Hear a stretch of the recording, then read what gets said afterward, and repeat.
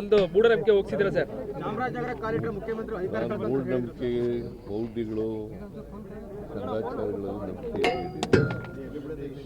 ಅದರಿಂದ ಚಾಮರಾಜನಗರಕ್ಕೆ ಬಂದರೂ ಒಂದೇ, ಮೈಸೂರಿಗೆ ಬಂದರೂ ಒಂದೇ, ಬೆಂಗಳೂರಿಗೆ ಬಂದರೂ ಒಂದೇ, ಅದರಲ್ಲಿ ನಂಬಿಕೆ ಇಟ್ಕೊಂಡಿರೋರು. ಕರ್ನಾಟಕದ 31 ಜಿಲ್ಲೆಗಳಲ್ಲೂ ಕೂಡ ಹೋಗ್ತೇನೆ ಬರ್ತೇನೆ. ಅಧಿಕಾರ ಗಟ್ಟಿ ಮಾಡಿದ್ದೀರಾ ಸರ್? ಅಧಿಕಾರ ಗಟ್ಟಿ ಆಗಿದೆ ಸರ್. ಒಳ್ಳೆಯದಲ್ಲ. ಮೂಢನಂಬಿಕೆಯಲ್ಲಿ ನಂಬಿಕೆ ಇಲ್ಲ ಅಂತಂದ್ಮೇಲೆ ಇವೆಲ್ಲ ಪ್ರಶ್ನೆಗಳು ಬರೋದೇ ಇಲ್ವಲ್ಲ. ಅಲ್ಲ, ನೀವು ಭಾಷಣದಲ್ಲಿ ಹೇಳಿದ್ರಲ್ಲ ಸರ್, ಅಧಿಕಾರ ಇಲ್ಲಿ ಬಂದಾಗೆಲ್ಲ ಅಧಿಕಾರ ಗಟ್ಟಿ ಆಗಿದೆ ಅಂತ ಸರ್. ಅದಕ್ಕೆ ಹೇಳದ್ದು ಮೂಢನಂಬಿಕೆಗಳು ನಂಬಲ್ಲ ಅಂತಂದ್ರೆ ಒಂದು, ಚಾಮರಾಜನಗರಕ್ಕೆ ಬರಬಾರ್ದು ಅಂತ ಯಾರು ಹೇಳ್ತಾ ಇದ್ರು ಅವ್ರಿಗೆ ಅರಿವಾಗಲಿ ಅಂತಕ್ಕಂಥದ್ದು ಎರಡನೇದು. ಮೂರನೇದು, ಚಾಮರಾಜನಗರಕ್ಕೆ ಬಂದರೆ ಅಧಿಕಾರ ಹೋಗ್ತದೆ ಅಂತ ಇತ್ತಲ್ಲ, ಅಧಿಕಾರ ಹೋಗಿಲ್ಲ, ಇನ್ನೂ ಗಟ್ಟಿಯಾಗಿದೆ ಅಂತ ಹೇಳೋದು. ಈಗ ಇನ್ನೂ ಗಟ್ಟಿ ಆಗುತ್ತೆ ಸರ್, ಈ ಅವಧಿಯಲ್ಲಿ ಇನ್ನೂ ಗಟ್ಟಿ ಆಗುತ್ತೆ ಸರ್. ಗಟ್ಟಿಯಾಗಿರ್ತದೆ, ಈಗಲೂ ಗಟ್ಟಿಯಾಗಿದೆ, ಮುಂದೇನೂ ಗಟ್ಟಿಯಾಗಿರ್ತದೆ ಸರ್. ಡಿ ಕೆ ಸಿದ್ದರಾಮಯ್ಯನವರು ನುಡಿದಂತೆ ನಡೀತಾರೆ ಅಂತ ಸಿಎಂ ಅಂದ್ರೆ ಅಂತ ಸಿಎಂ, ಆದ್ರೆ ನಮ್ಮ ಅಣ್ಣ ಸಿಎಂ ಆಗ್ತಾನೋ ಆಗಲು ಅವ್ರಿಗೆ ಅದೃಷ್ಟ ಇದ್ರೆ ನೋಡ್ಬೇಕು ಅನ್ನೋ ಥರದಲ್ಲಿ ಡಿ ಕೆ ಸುರೇಶ್ ಅವರು ಈ ಬೆಂಗಳೂರಿಗೆ ರಿಯಾಕ್ಟ್ ಮಾಡಿದ್ದಾರೆ. ಅದಕ್ಕೆಲ್ಲ ನಾನು ಕಾಮೆಂಟ್ ಮಾಡಕ್ ಹೋಗಲ್ಲ. ಜನ ನಮಗೆ 5 ವರ್ಷ ಕಾಂಗ್ರೆಸ್ ಪಕ್ಷಕ್ಕೆ 5 ವರ್ಷ ಅಧಿಕಾರ ಮಾಡಿ ಅಂತ ಇದ್ದಾರೆ. ನಾವು ಕೊಟ್ಟಿರ್ತಕ್ಕಂಥ ಭರವಸೆಗಳಿದ್ದೇವಲ್ಲ ನಮ್ಮ ಪ್ರಣಾಳಿಕೆ ಮೂಲಕ, ಅವುಗಳನ್ನು ಈಡೇರಿಸ್ತಕ್ಕಂಥ ಪ್ರಾಮಾಣಿಕ ಪ್ರಯತ್ನ ಮಾಡ್ತೀವಿ. ನವೆಂಬರ್ ಕ್ರಾಂತಿ ಅಂತಿದ್ರು ಸರ್. ನವೆಂಬರ್ 21 ಕ್ರಾಂತಿ ಅಂತ ಹೇಳಿದ್ರು ನೀವೇ ಹುಟ್ಟಾಕಿದವರು. ಕ್ರಾಂತಿ ಅಂತ ಹುಟ್ಟಾಕಿದವ್ರೆ ನೀವು ಮಾಧ್ಯಮದವರು. ಅದರಿಂದ ಕ್ರಾಂತಿನೂ ಇಲ್ಲ, ಭ್ರಾಂತಿನೂ ಇಲ್ಲ. 5 ವರ್ಷ ನಮಗೆ ಸರ್ಕಾರ ಕೊಟ್ಟಿದ್ದಾರೆ. 5 ವರ್ಷ ಆದಮೇಲೆ ಮತ್ತೆ ನಾವು ಚುನಾವಣೆ ನಡೀತದೆ. ಚುನಾವಣೆನ ನಾವೇ ಗೆಲ್ತೀವಿ. ಅಲ್ಲ, 5 ವರ್ಷ ನೀವೇ ಇರ್ತೀರಾ ಅಂತ ಸರ್? 5 ವರ್ಷ ನೀವೇ ಇರ್ತೀರಲ್ಲ ಅಂತ ಚರ್ಚೆಗಳು ಸಕ್ಕತ್ತು ದೊಡ್ಡ ಮಟ್ಟದಲ್ಲಿ. What does it mean?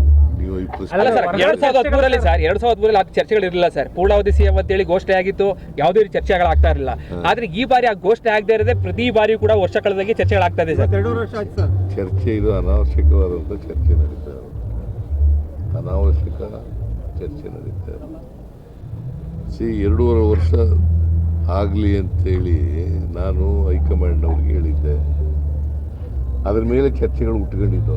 2 ವರ್ಷ ಆದಮೇಲೆ ರೀಸಬಲ್ ಮಾಡೋಣ ಅಂತ ಹೇಳಿದ್ದೆ. ಅದ್ರ ಮೇಲೆ ಚರ್ಚೆಗಳು ಈಗ ಡೇಟ್ ಫಿಕ್ಸ್ ಆಯ್ತಾ?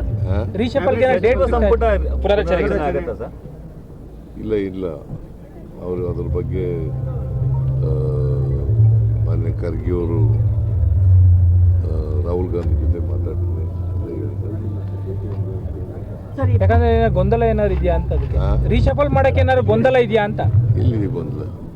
ನೀವೆಲ್ಲ ಗೊಂದಲ ಕ್ರಿಯೇಟ್ ದೆಹಲಿನಲ್ಲಿ ಆಗುತ್ತೆ ಅಂದ್ಕೊಂಡು ಬಂದಿದ್ರಿ, ಇನ್ನು ಡೇಟ್ ಫಿಕ್ಸ್ ಆಗಿಲ್ಲ ಅಂತ ಹೇಳ್ತಾರೆ. ಎಲ್ಲಿ ಹೇಳ್ತಾ ಎಲ್ಲಿ ಹೇಳಿದ್ದೆ? ನಾನು ಹೇಳ್ತೀನಿ ಅಂತ ಹೇಳಿದ್ದೆ. ಅವರು ಮಾತಾಡಿ ಹೇಳ್ತೀವಿ ಅಂತ ಹೇಳಿದ್ದಾರೆ. ಸರ್, ಖಾಲಿ ಇರೋ ಸ್ಥಾನ ತುಂಬಿದ್ರೆ ಹೇಗೆ ಸರ್? 4 ಖಾಲಿ ಇದೆಯಲ್ಲ ಸರ್? ಅದು ಸಚಿವ ಸಂಪುಟ 4 ಖಾಲಿ ಇದೆಯಲ್ಲ ಸರ್? 2 ಖಾಲಿ. 2 ಅದು ಫಿಲ್ ಆಗುತ್ತೆ ಹೇಗೆ ಸರ್ ಅಂತ? ಒಟ್ಟು 34 ಇರಬೇಕು. ನಾಗೇಂದ್ರ ಒಬ್ಬ,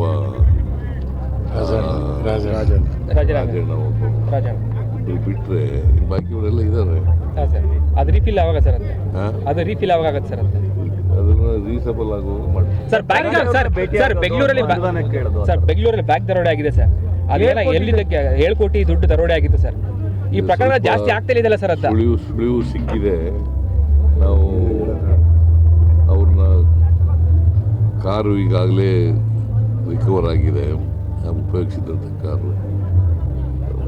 ಅವರು ಯಾರು ದರೋಡೆಕೋರರು ಇದ್ದಾರೆ ಅವ್ರನ್ನೂ ಕೂಡ ಪತ್ತೆ ಹಚ್ತೀವಿ, ಅವ್ರನ್ನ ಅರೆಸ್ಟ್ ಮಾಡೇ ಮಾಡ್ತೀವಿ. ಮೋದಿ ಅವ್ರ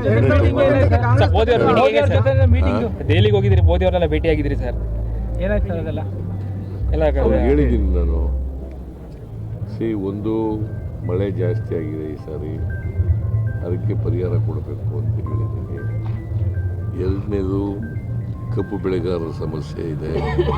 ಕಬ್ಬು ಬೆಲೆ 3,550 HNT harvesting and transport charge. ನಾನು ರೈತರು ಮಾಡ್ತಾಯಿದ್ರು, ರೈತರ ಜೊತೆ